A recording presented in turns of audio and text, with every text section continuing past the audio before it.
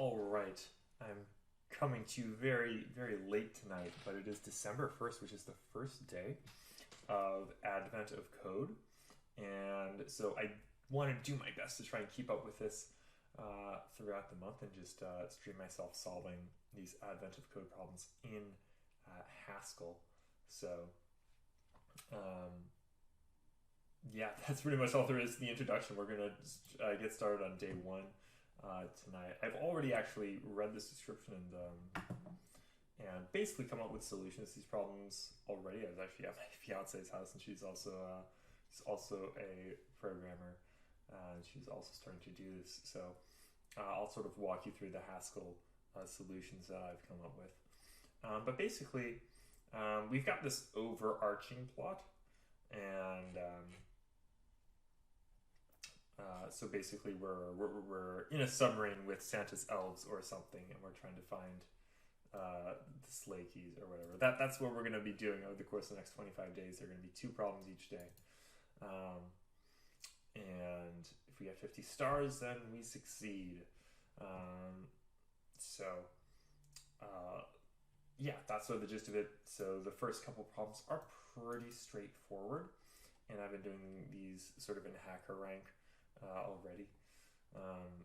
But yeah, we can see here. So this first problem is fairly straightforward, except before I do that, I'm actually going to authenticate. Let's save that. Okay, so we're authenticated. So in this problem, basically we are given a list of integers, and we just want to find, basically, out of all these lines, how many of them are increasing. So how many times do we get one input that is greater than the previous input we got? So it explains it down here. 199 is our initial input. Then we have 200, which is an increase over 199, so we count that. 208 is an increase over 200. 210 is over 208. And then 200 is a decrease, so we don't count that one. But at the end of the day, there are 7 measurements that are larger than the previous measurements. So the way Advent of Code works is that we will get a puzzle input like this, and we'll have to feed it into our program, and we'll give it our output. But we can actually solve the problem basically on our own machine. So I'm going to go ahead and do that.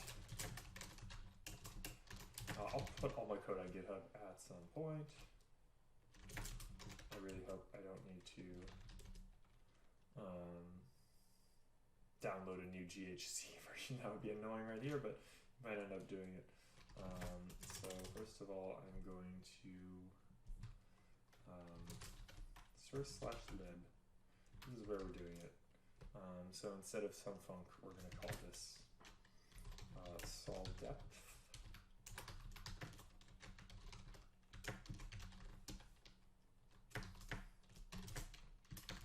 Day 1. And this is just going to take our input file as an argument, so let's actually do that first.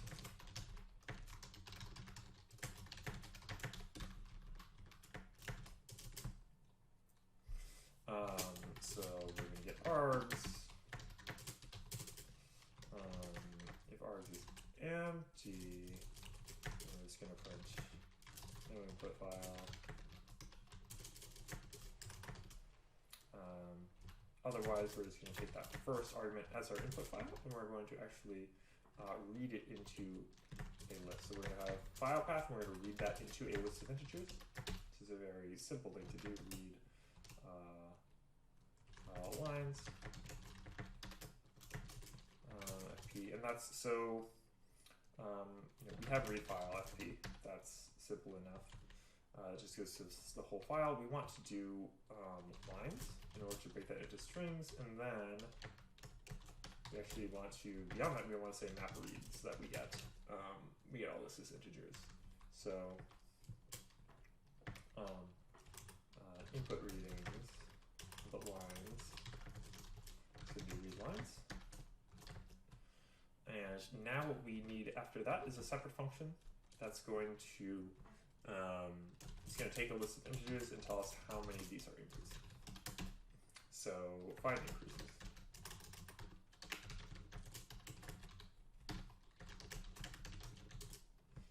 And obviously, if we have an empty list, this is just going to be 0. Easy enough. Then it gets interesting if we have sort of first and rest. And what I think the solution that works really well here is tail recursion. So we'll say find increases tail. And this is actually going to take, so it'll take 2 accumulator arguments. It'll take the which is the accumulation, which is the previous, and then the remaining values, and it's going to return a print. So the point is when we have a first one, we'll say find increases tail, we'll say 0 for our accumulation first, as that sort of initial element that we're comparing to, and then we'll provide rest as the tail of that. So obviously we have in the case where our remaining list is empty, we are just going to, we don't care about the previous, we're just going to return the accumulated value. And then in the other case, so we have a previous value, and we have next, and we have rest. I'm just going to go ahead, and no, I don't have to, I'll put it on this way, just for clarifying it from the earlier version of rest. So we'll say, okay, if next is greater than previous, then we say find increases tail, and it's q plus 1. Next becomes sort of the previous now, and then we have rest. And else it's going to be pretty much the same thing, except we don't add 1. So we can maybe do that a little bit more simply, but I think this ought to work. So what we're going to do is we're going to say print, and we'll find increases input lines. And so hopefully that will output our solution. Gonna put another one over here so that we can, fingers crossed that I don't need to download GHC again. Okay, good. It's compiling. So what did I do wrong here? Oh, this needs to be IO. So that's our first problem. Read lines is applied to too few arguments because I didn't include that. Okay, and now we need to go to our app.main. I'm also going to rename this. Instead of saying advent.co.exe because that's annoying, I'm just going to say executables AOC. And we're going to go to app/main, and we're going to say, instead of some func, we're going to say solve.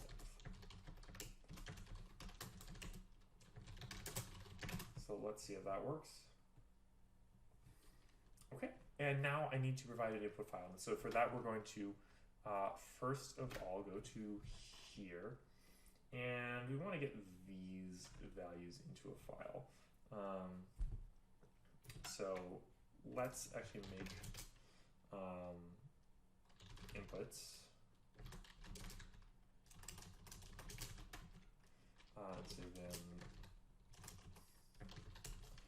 day 1 basic, 199, 200, 208, 210, 200, 207, 240, 269, 60, 263.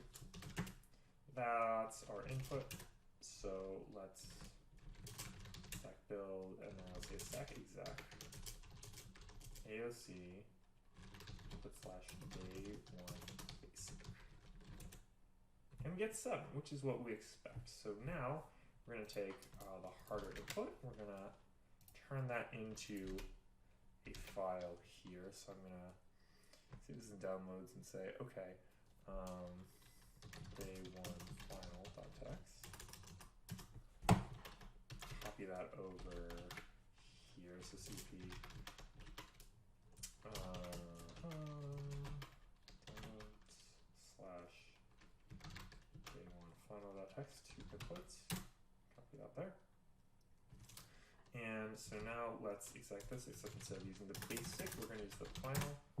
We get 1226 is our solution. So let's go ahead and plug that in, 1226.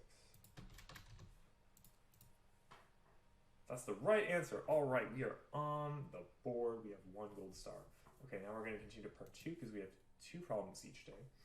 Now in part 2. And also, I'm pretty sure like everyone's answer is different. They'll give you different inputs, so you can't copy off me, I don't think.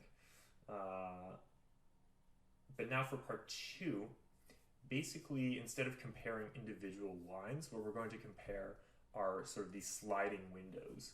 So the first 3 lines compose our first sliding window of A, and then the second set, so 200, 208, 210, this is a window we consider B, and then so on and so forth. So what they sort of explain here is,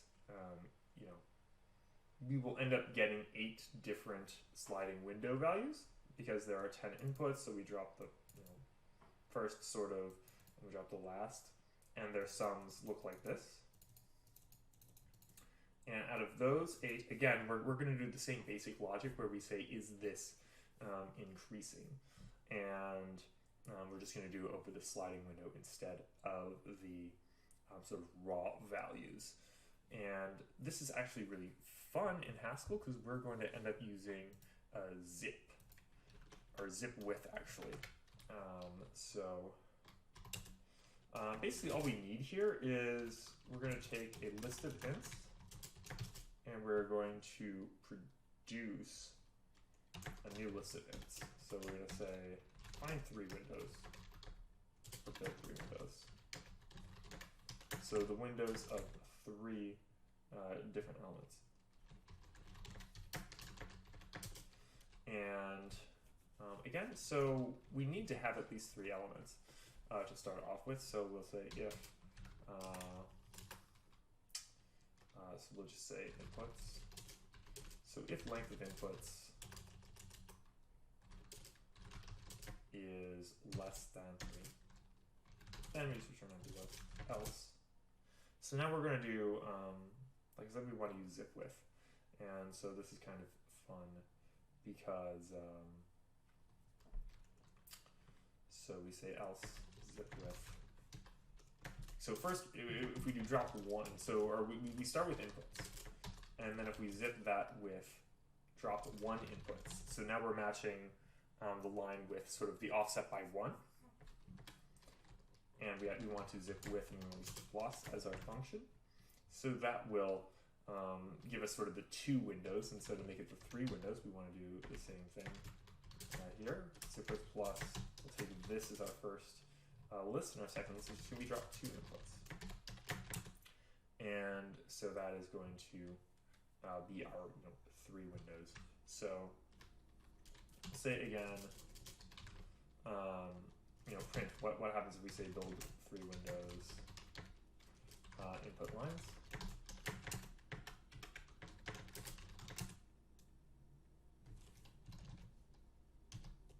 We'll run with day 1 basic. And so we see we get the right values here. So comparing our, so we compare these values to these values, and we see that we're building the windows correctly. We have 607, 618, 618, 617, 647, 716, 769, 792. So that's great because then we can basically just apply, we can just apply our code from find increases just on that same list. So find increases, so instead of doing this, we're going to say let windows equals build 3 windows, and we're going to say find increases on the windows. And we're going to print that out as well. So we should get 7 and then 5 are printed by our program. And there we go. So looks like we're on the right track here. So let's get our puzzle input. Is this the same thing? It's the same input, I think. So if we just do day 1 final, 1252, does that make sense? Maybe? Answer. How many sums over the previous sum? It's the right answer. All right. You completed day 1. So we're done with that. I'm not going to share on Twitter right this second. We return to the Advent calendar, so we're done here. But we got our 2 gold stars. We'll be back tomorrow to work on day 2. You can say that day 3 is not available yet, but we will get there when we get there. So thank you to anyone who happened to show up late at night. I'm also going to put this video on YouTube. Yeah, hope to see you throughout this month of December. Thank you very much.